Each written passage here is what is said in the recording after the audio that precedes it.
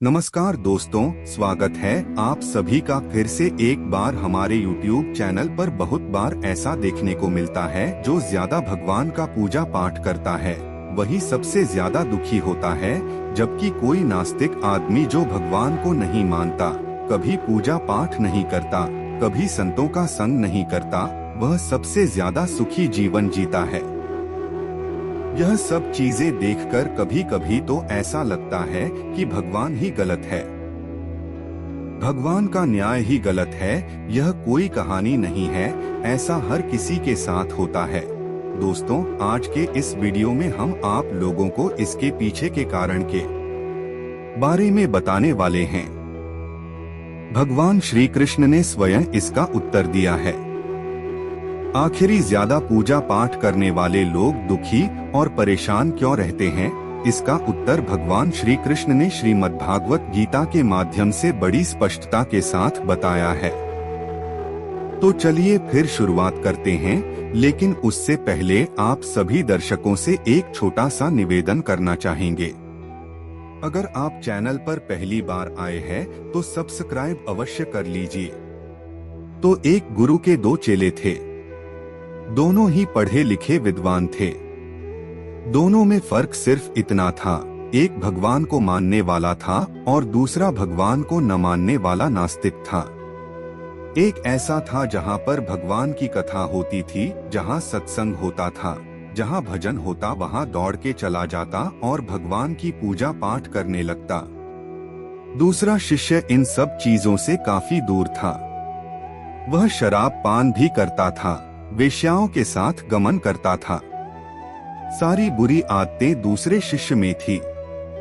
एक दिन क्या हुआ, एक शिष्य शराब पीकर अनाप शनाप बोलते हुए रास्ते में पैदल चलते हुए अपने घर को जा रहा था। अचानक उसको रास्ते में पैसों से भरा एक बैग मिल जाता है। उसकी खुशी का ठिकाना नहीं रहता। वह जोर जोर से चिल्लाते हुए सबको बताता, मुझे आज पैसों से भरी बैग की थैली मिल गई, मेरा जीवन सफल हो गया। इन पैसों से अपने जीवन की आवश्यकताओं की पूर्ति करूंगा। वहीं दूसरा मित्र मंदिर से भजन करते हुए अपने घर को जा रहा था। अचानक उसकी पैर में एक बड़ी की चूक जाती है, रक्त निकलने लगता है। ठीक उसी समय दूसरा शिष्य भी वहीं पहुंचता है और हंसते हुए उसको बोलने लगता है, क्यों तुम ही हो ना जो सबसे ज्यादा पूजा पाठ करते हो, भगवान का भजन करते हो, क्या दिया तुम्हारे भगवान ने तुम्हें? मुझे देखो, मैं कभी मंदिर नहीं गया और ना ही मैंने कोई भी काम अच्छा नहीं किया। मेरे घर में भगवान का मंदिर भी नहीं है। मैंने कभी अपने घर में सत्यनारायण का कथा नहीं कराया। भगवान के सामने कभी माथा नहीं टेका, फिर भी मैं कितना संपन्न हूँ, अमीर हूँ, मेरे पास पैसों की कोई कमी नहीं है। सबसे ज्यादा सुखी जीवन में ही जी रहा हूँ। अच्छे शिष्य को उसकी बात चुभने लगी। उसने मन ही मन विचार किया, हाथ यह तो सच बोल रहा। मैं कितना पूजा करता हूँ मैं, और वह कुछ नहीं करता, फिर भी कितना सुखी है। इतना सोचते हुए वह अपने गुरु के पास चला जाता है और यही प्रश्न गुरु से करता है।